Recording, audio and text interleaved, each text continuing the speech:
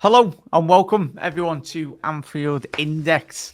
It's another edition of the Big Decisions podcast. I am filling in for Dave Davis. I am joined by Lou from Beyond the Cop YouTube channel. Thank you very much for joining me, mate. Nah, don't be daft, man. I think I'm regular around here now. I seem to be cropping up more than Dave recently. So, no, thank you for having me. Very excited. Yeah, you're welcome, mate. And Meds, we will be going through, as you can see from the title and the thumbnail. Me and Lou will be covering the transfer show tomorrow morning as well. That will be at 12 p.m. We've got the red room at 8 p.m. Obviously, Lou will be joining Grizz Khan on that episode with a couple of the up and coming Liverpool YouTube channels as well along the way. So that'll be more transfer talk on there. But Lou, we'll get straight into it. It's been a very chock-a-block a day. I know. I didn't want to change the agenda for what we'd already discussed, because I know you would have obviously done all your research anyway and had a little look at what we're talking about anyway. So, firstly, we'll start with Darwin Nunez in regards to Darwin Nunez. Interesting summer ahead. I know as well, everyone watching on the repeat or listening as well, we're expecting him to go, but Darwin Nunez staying or leaving this summer. Firstly, Lou, are you surprised that there hasn't been more interest in Darwin Nunez this summer beyond Napoli and Saudi Arabia this summer? No, I think there's so many clubs out there now with where it's going to depend on this sort of striker domino effect of if Ekitike gets sold, what happens with Isak, and what happens to if Osimhen goes, do suddenly Napoli are more desperate to bring someone in? I'm not shocked that there's not as much interest because there's a lot of other higher quality strikers that are out on the market at the moment for a fee that is around what we're trying to get for Núñez. And I think that there's been 3 years of collective data on Darwin Nunez. We've seen what he's good at, we've seen what he's bad at. And I don't think clubs are naive enough to go out and say, they're not going to do an Arsenal with Madueke, for example. They're not going to go out and go, here you go, here's 50, 60 million, we'll make it work. They're not going to do that. Not when you've got players like an Osimhen, like an Ekitike, like an Isak, who are available on the market, or not available, however you want to spin it, who are a bit more of a guaranteed success than Núñez. So I'm not shocked. I'm a little bit surprised of the fact that the only two teams and leagues that seem to be interested in Napoli and Saudi. I would have never thought in a million years that Antonio Conte's Napoli or Saudi Arabia were the only two options, but looking back, it doesn't surprise me too much, to be completely honest. Spot on, mate. Chat, let us know as well. Get involved in the comment section below if you are watching on the repeat as well. Do let us know. It's and obviously, we'll speak about that a bit more tomorrow as well. And obviously, Grizz and the lads will mention this tonight as well. Obviously, money coming in and money leaving the football club. It's important, as we know, rotating a bit of the funds as well. So in terms of off the back of that response from you there, Lou, what do you feel would be a reasonable fee for Darwin Nunez from the perspective of the player, the club, and the potential buyers? We've floated the fee of in and around 50 to 60, 70, 80 million. What do you feel is a correct fee? Mate, I would have took Napoli's last bid, in all honesty. And it's not to disrespect Núñez. And I love the moments of pure euphoria that he's given me and given all of us. But we need to be realistic, man. He can come up in those big moments and score the big match winners and the back heels against Madrid and Brentford and Forest and Newcastle and etc., etc., etc. But there's 3 years of the miss against Aston Villa, the misses against Everton, the misses against Luton, the misses against Newcastle.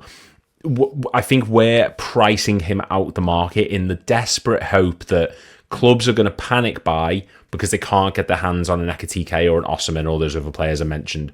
I honestly think Napoli's last bid, I personally would have took it. If we can hold out and get a higher amount for him, I'll eat my hat because I'll be willing to admit that I was wrong. But I don't know about you, Matt. I think the last one was a fair amount. Yeah, I think it was 43.5 million or in and around that park, £1 million. Yeah, well. Going up to 50, I think, was at one point. Yeah, it's probably the opportunity, when you buy a striker so young. I think obviously with Ekitike now on the market. Obviously, speak about that a bit later on in the episode as well. But it's, I think the resellability is possibly there as well. But I think off the back of that as well, Lou, I think it is a realistic scenario where Liverpool could keep Darwin Nunez. Can with that, and then there's two questions. Can Arne Slot improve him? But I think you might have alluded to it already. But is there a world where a realistic scenario where Liverpool keep him potentially? I know we've had a chocolate busy day with Isaac and Ekitike, but is there a world for you personally? Yeah, there's always going to be that world. This isn't like a sort of Núñez's departure isn't a case of the club don't like him, we don't like it. It's not like he's sort of being forced out the door. I just don't think he necessarily fits Slot's system. But if it's a case of, obviously what's happened, everything with Jota, we are incredibly short through the middle up top now. It may be a situation where we go out and sign like a big, like world-beaten number 9, say Ekitike or Isak, and rather than going out and spending more money on a backup, maybe Núñez could be the rotation option. I think it all depends what he wants. If he's dead set on the move, if he's wanting to go somewhere for regular first team football, there's nothing you can do about it. But until we get someone in, until we've solved that big gap up top, there's always going to be the possibility of Darwin Nunez sticking around for a 4th season. It's not what I personally want. But I've seen a lot of people who have changed the narrative because of what happened at the Preston North End game at Deepdale Road. So many people have suddenly become, look what he can do. Look what he scored a hat-trick against RB Leipzig in the season we signed him in the pre-season that season. Yeah. One game does not a career make. He has a skill set that benefits Liverpool, but that skill set is shown so few and far between in Slot's system. And while I do think he should go, I can see a world where he does potentially stick around, not because we want him to, but because we've got no other choice. Yeah, 100%, mate. Vance has said they really think Elvery's management have to take the loss with Núñez, in his opinion. 45, 50 million would do it for him.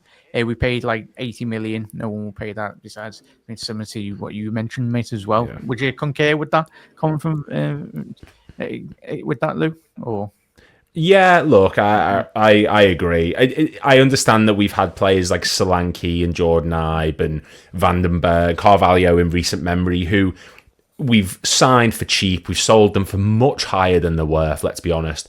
But this isn't one of those situations. This isn't like those 4 players that I mentioned where there was potential for them to go on, so you can't expect big bids because you don't know what they're going to go on to achieve. Like I said, we've got 3 years of Darwin Nunez's track record in the Premier League. Some of it's not all bad. He's on 50-plus goals and assists for those 3 seasons. That's brilliant. He's a Premier League winning striker now who's come up in big moments. But it is one of those situations where, look, you're just going to have to accept your losses. We've done it in the past. We've done it with the likes of Naby Keita. We just accepted that he was never going to recoup anywhere near what we paid for him, let the contract run out and move on. This feels like one of those situations. If you want to...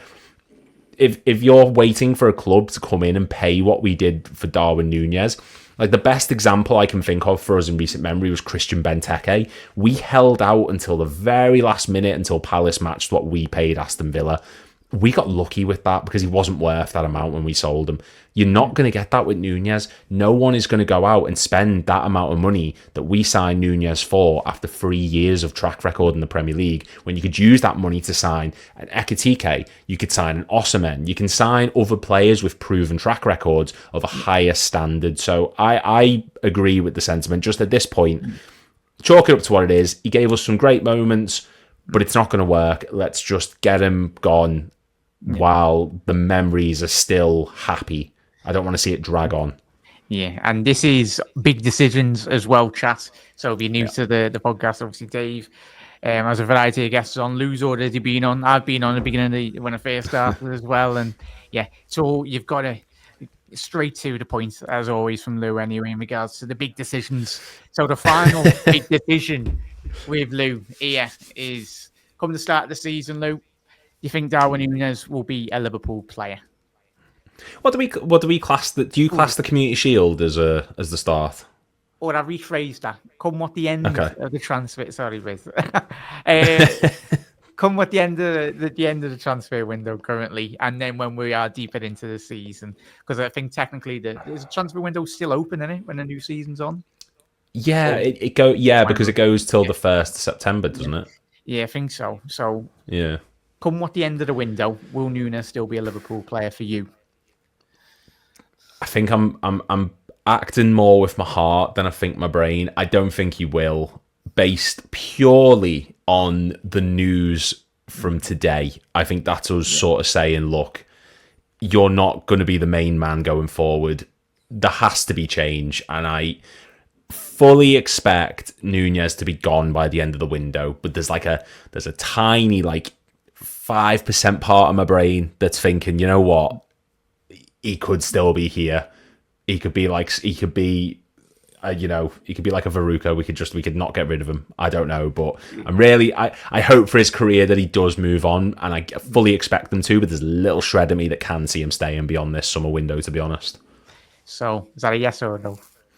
That was a bit on the fence, weren't it? I think we're going. Yeah, I think he's gone. I don't see him being a Liverpool player next season beyond the window. There we go. Spot on, mate. Chat. So there we go. If you are watching on the repeat, let us know your thoughts on Darwin Nunez. It is, as Lou's alluded to, I think all of us Liverpool fans, we are collectively disappointed. Not in regards to him. We want to see him do well. We want him to be banging in 20, 30 Absolutely. Goals. We want to be in a world where we don't have to be thinking about a Nekatike or an Isaac, really. But it is what it is. Sometimes transfers do work out and sometimes they don't. Not every transfer is a huge success, but the large majority, as we know at Liverpool, 95% under this. Obviously, Michael Edwards and the lads, but the main thing is Liverpool. We are to lose him, as Lou said tonight. Is we get good value, and if he is to go to another club and be successful, I think all of us would be with a lot of love and admiration and be made up if he's doing well in another league as well. Absolutely. Yeah. So